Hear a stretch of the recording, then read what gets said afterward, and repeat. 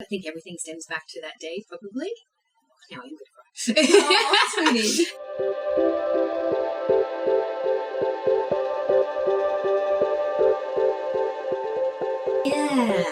Yeah. And so I was playing with the local kids, and we kind of walked into a neighbour's yard, who we knew, who was one of the kids' dads. He was building a fence. So he was building a wire fence. So he had a coil of wire that he was cutting to then wrap it around. So he was cutting that, and there was a line of kids probably about 2 metres away, in my recollection as a 4-year-old. And so he cut that without counting on the recoil that was going to happen. And sorry.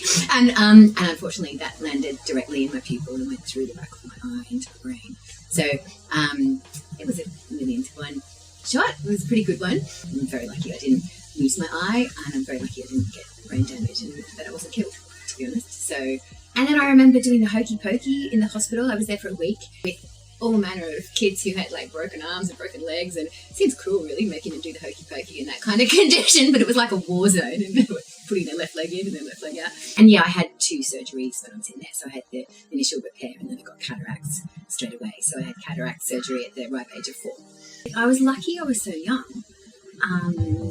because of that. But what happened as I got older is that it started to look worse.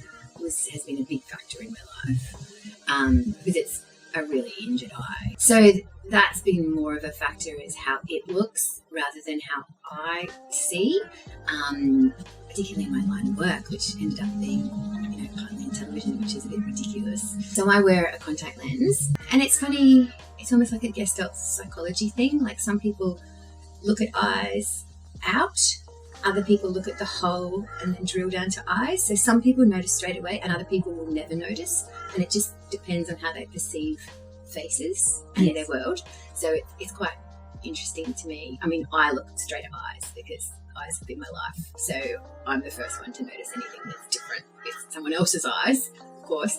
But yeah, it is interesting. But yeah, I do hide my scars because, I wasn't born like this. This is something that just happened to me, and I like if I can just continue in the way that, I would have been treated if I hadn't been standing in the wrong place at the wrong time.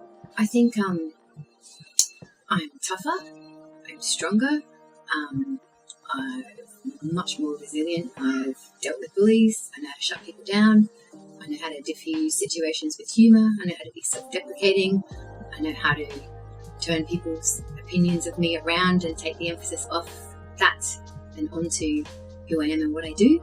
So I started investing when I was 18. I became an investment and personal finance journalist and editor and commentator in 2 countries. So it very much took me on a path that I wouldn't have been on. Sometimes it's really got me down. Once I struggled when I had children, because I realised how little 4 was.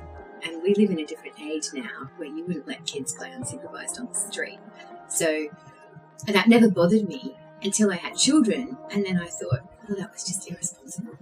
It wasn't my fault. I should have had someone there going, don't stand there, that's really dangerous. But that just wasn't the way it was back when I was 4 years old.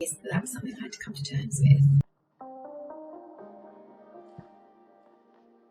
And that was such an enlightening experience being at that national conference, because I met particularly like a bunch of teenage girls who were clinically blind, and they were amazing. They were, and a lot of them looked very severely blind. It was obvious to them, but they were obviously grappling with much more serious issues of being able to navigate their world.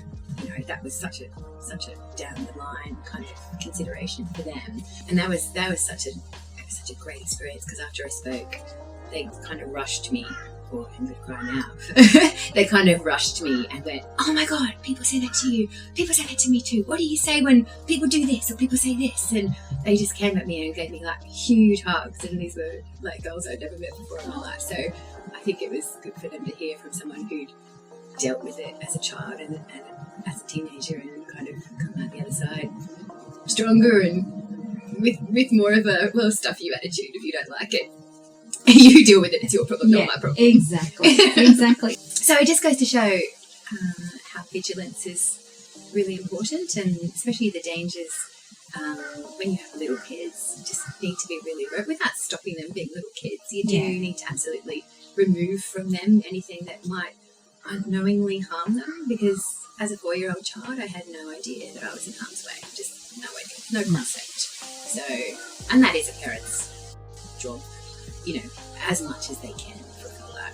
Yes. I remember growing up that, you know, whenever there was any kind of danger, like there was a lawnmower or anything that might represent some kind of injury to my eye, or a flying object of some kind, my mum would basically like shove me in front of a truck to get me out of the way, like the lawnmower. And I'd be like, I think that's more dangerous than that.